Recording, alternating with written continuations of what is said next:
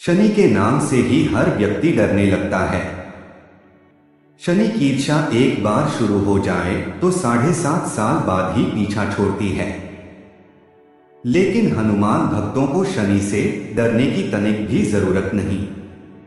शनि ने हनुमान को भी डराना चाहा, लेकिन मुंह की खानी पड़ी। आइए जाने कैसे। महान पराक्रमी हनुमान अमर है। पवन पुत्र हनुमान रघुकुल के कुमारों के कहने से प्रतिदिन अपनी आत्मकथा का कोई भाग सुनाया करते थे।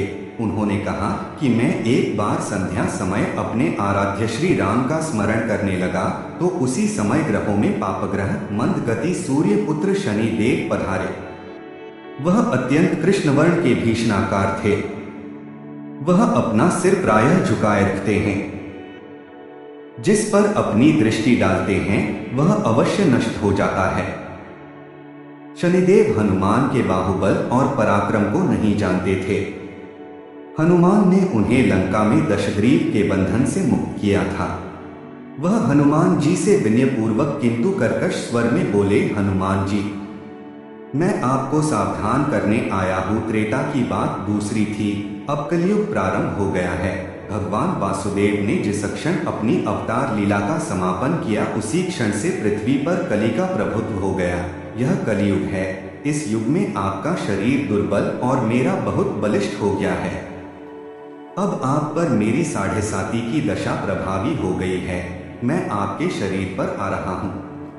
शनिदेव को इस बात का तनिक भी ज्ञान नहीं था कि रघुनाथ के चरणाश्रितों पर काल का प्रभाव नहीं होता। करुणा निधान जिनके हृदय में एक क्षण को भी आ जाते हैं, काल की कला वहां सर्वथा निष्प्रभावी हो जाती है। प्रारब्ध के विधान वहां प्रभुत्वहीन हो जाते हैं। सर्वसमर्थ पर ब्रह्मा के सेवकों का नियंत्रण संचालन पोषण प्रभु ही करते हैं। उनके सेवकों की ओर दृष्टि उठाने का साहस कोई सुरसुर करे तो स्वयं अनिष्ट भाजन होता है। शनिदेव के अग्रज यमराज भी प्रभु के भक्त की ओर देखने का साहस नहीं कर पाते। हनुमान जी ने शनिदेव को समझाने का प्रयत्न किया, आप कहीं अन्यत्र जाएं। ग्रहों का प्रभाव पृथ्वी के मनशील प्राणियों पर ही पड़ता है। मुझे अपने आराध्य का स्मरण करने दें। मेरे शरीर में श्री रघुनाथ जी के अतिरिक्त दूसरे किसी को स्थान नहीं मिल सकता। लेकिन शनिदेव को इससे संतोष नहीं मिला। वह बोले, मैं सृष्टिकर्ता के विधान से विवश हूँ। आप पृथ्वी पर रहते हैं, अतः आप मेरे प्रभुत्व क्षेत्र से बाहर नहीं हैं। पूरे 22.5 वर्ष व्यतीत होने पर 7.5 वर्ष के अंतर से 2.5 वर्ष के लिए मेरा प्रभाव प्राणी पर पड़ता है, किंतु यह गौण प्रभाव है। आप पर मेरी 7.5 आज इसी समय से प्रभावी हो रही है। मैं आपके शरीर पर आ रहा हूँ, इसे आप टाल नहीं सकते। फिर हनुमान जी कहते हैं, जब आपको आना ही है तो आइए। अच्छा होता कि आप मुझ वृद्ध को छोड़ ही देते।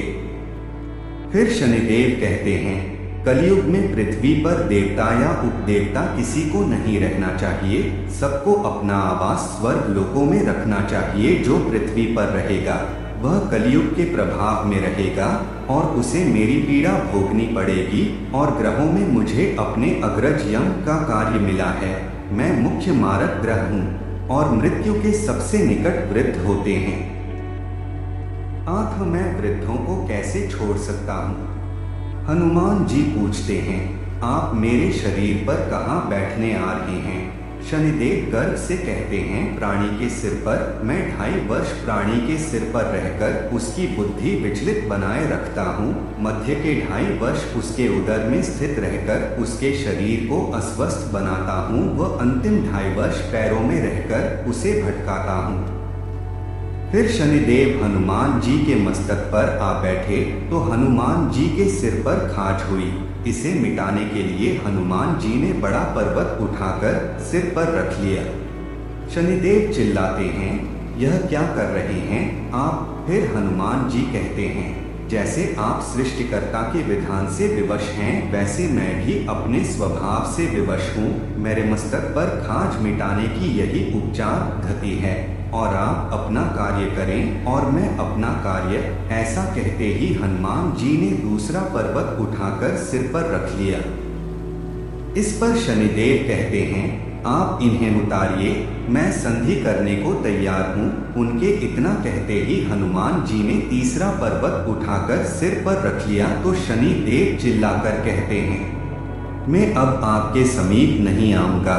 फिर भी हनुमान जी नहीं माने और चौथा पर्वत उठाकर सिर पर रख लिया। शनिदेव फिर चिल्लाते हैं, पवन कुमार, त्राहि माम ताहि माम रामदूत अंजनेयाय नमः।